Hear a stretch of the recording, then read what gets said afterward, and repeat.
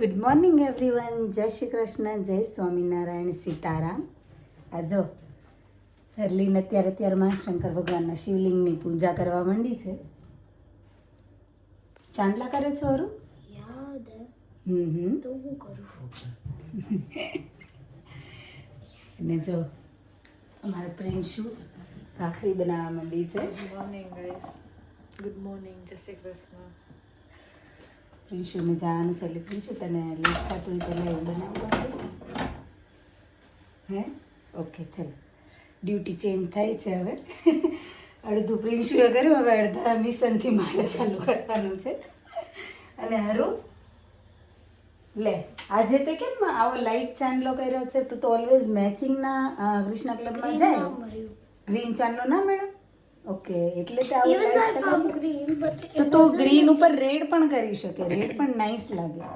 Golden એટલે મેં orange કર્યું. ઓકે, આ ગોલ્ડન કલરની બોર્ડર છે એટલે તે ગોલ્ડન મીન્સ યલો કલર જેવો ચાંદલો કર્યો છે ને. નહીતર તો તું મેચિંગ જ ઓલવેઝ કરે નહીં. તો જો હરલીનને આજે જવાનું છે, સન્ડે છે, તો કૃષ્ણા ક્લબમાં. તો ટ્રેડિશનલ કપડામાં રેડી થઈ ગઈ છે અને ભગવાનની પૂજા કરે છે હરલીન અને નિલેશ. અને અમે જો સંભાળી લીધું છે અમારું કિચનનું, રસોઈનું મિશન.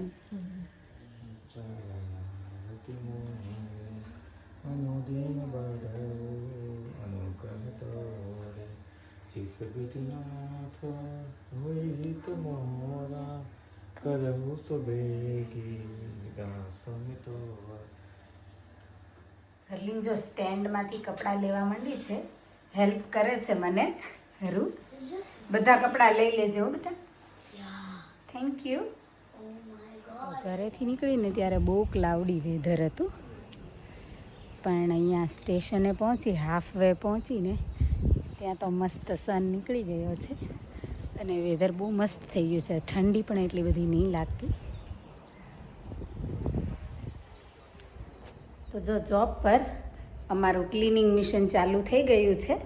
11 to 12 અમારે ક્લિનિંગ કરવાનું હોય અને 12 o'clock પછી અમારી મેઇન ડ્યુટી ચાલુ થઈ જાય. તો અમે બધા લાગી ગયા છીએ ક્લિનિંગ કરવા માટે.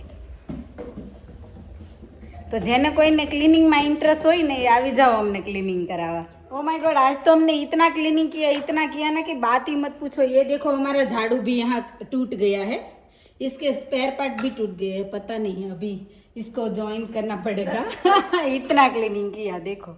જો વેધર હજી એટલું સારું નથી થયું કે કિડ્સ એન્જોય કરી શકે, પણ આજે ઓછી ઠંડી છે તો એના લીધે પબ્લિક જો ખુલ્લામાં પણ બેસી ગઈ છે અને કિડ્સ એન્જોય કરે છે કેમ કે સન્ડે છે. સન્ડે હોય એટલે છોકરાઓને ઓફ હોય. અને વ્હાઇટ સિટીનો આ એરિયા બહુ નાઇસ છે. અહીંયા શોપિંગ મોલની બહાર બેઠા બેઠા એન્જોય કરવું હોય તો મજા આવે. પબ્લિકને પાણી પીવા માટે પાણીના નાના નાના મશીન પણ અહીંયા આ લોકોએ મૂકેલા છે.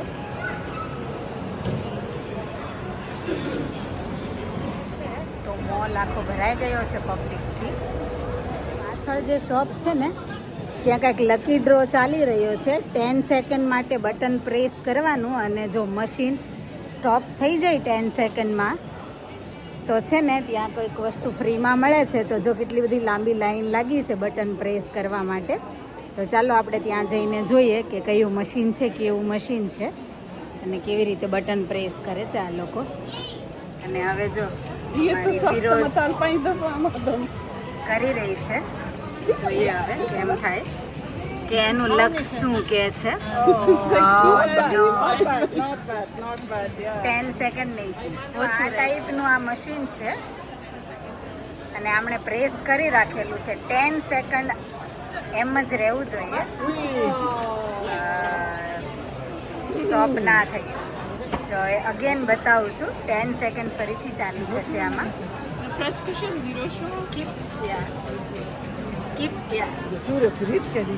And now start. Yeah. Was er denn No. Keep, yes. Keep it. Yeah. તો જો આવી રીતે છે. જોઈએ હવે આ ચાલુ જ રહેવું જોઈએ 10 સેકન્ડ માટે.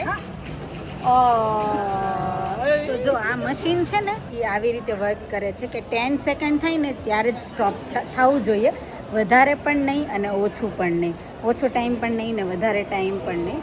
તો બહુ ઓછા લોકો છે જેમને આ લાગી જાય છે. બાકી તો સન્ડેના મેં જેમ પહેલાં પણ કીધું હતું કે 6 o'clockના બધું જ ક્લોઝ થઈ જાય. તો જો બધી શોપ બંધ થવા માંડશે હવે.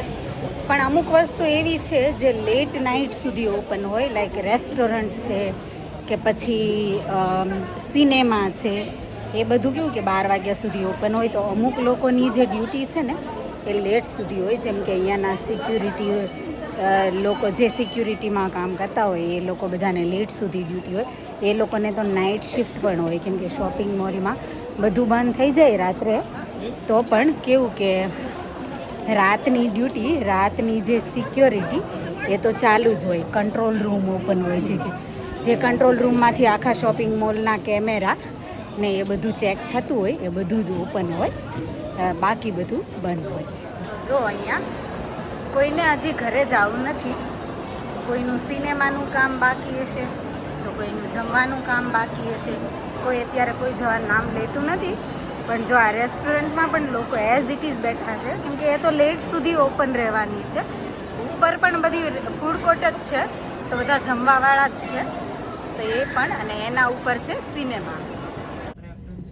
જ્યારે નેશનલ રેલ મળી જાય ને ત્યારે કામ થઈ જાય, કેમ કે નેશનલ રેલ નોર્મલ ટ્રેનની કમ્પેરમાં બહુ જ સ્પીડમાં પહોંચાડી દે, સ્પીડ વધારે હોય. અને My homework is done, done, done, done, done, done, done, done, done, done, done. And now more homework. Only school homework. Yay! જો ઘરે પહોંચી ગઈ છું અને હરલીન બહુ ખુશ છે, I કેમ કે just finished 1 minute ago. Okay, હરલીન એટલે ખુશ છે કે 1 minute અગો એણે એનું બધું હોમવર્ક ફિનિશ કરી દીધું છે ટ્યુશનનું. અને હવે મને કહે છે કે હવે મારે ખાલી સ્કૂલનું હોમવર્ક જ બાકી છે. તો હોમવર્ક ફિનિશ થઈ ગયું, એની ખુશી એટલી બધી છે કે બસ જોઈને ડાન્સ જ કરવા માંડી કે I just finish my homework. Let's go! હા, હોમવર્ક જે છે ને એ ટ્યુશનનું થોડું અઘરું આવે છે સ્કૂલ કરતાં. સ્કૂલનું તો એ બહુ ઇઝીલી ફિનિશ કરી દે છે, પણ ટ્યુશનનું હોમવર્ક એને થોડું અઘરું પડે. પણ જ્યારે ટ્યુશનનું ફિનિશ થઈ જાય એટલે એને બહુ જ રાહત લાગે. તો જો મેડમ એટલે બહુ ખુશ છે. જો ઘરે આવીને રસોઈની તૈયારી ચાલુ કરી દીધી છે. આજે બહુ તો કાંઈ વધારે બનાવવાનું છે નહીં, પણ વિચાર્યું કે દાળ ફ્રાય અને જીરા રાઈસ જ બનાવી દઉં. તો નિલેશે ઓલરેડી ઘણી પ્રિપરેશન કરીને રાખી દીધી છે. માપ કીધું એ પ્રમાણે રાઈસ અને એને દાળ તો ઓલરેડી બાફીને રાખી જ દીધું છે. તો બસ હવે બંનેમાં જો વઘાર કરવાનો બાકી છે મારે, તો બહુ જલ્દી થઈ જશે. અને કોને ભાવે છે દાળ ફ્રાય કમેન્ટમાં જરૂરથી કહેજો. દાળ ફ્રાય અને જીરા રાઈસ ખાઈને હું ને નિલેશ બાજુમાં બેસી ગયા છીએ. નવરા થઈને હરલીન જો સૂઈ ગઈ છે, કાલે સ્કૂલ છે તો એને સુવડાવી અને અમે બેસી ગયા છીએ. પણ તમને આજનો વિડીયો કેવો લાગ્યો કમેન્ટમાં ચોક્કસ કહેજો. અને જો આજનો વિડીયો ગમ્યો હોય તો લાઈક, શેર, કમેન્ટ કરજો. વધારે વિડીયો જોવા માટે ચેનલને કરી દેજો subscribe. Thank you for watching. Thank you for your time. Stay safe, look after your self. મળ્યા આપણે નવા વિડીયોમાં નવી વાતો સાથે. બાય.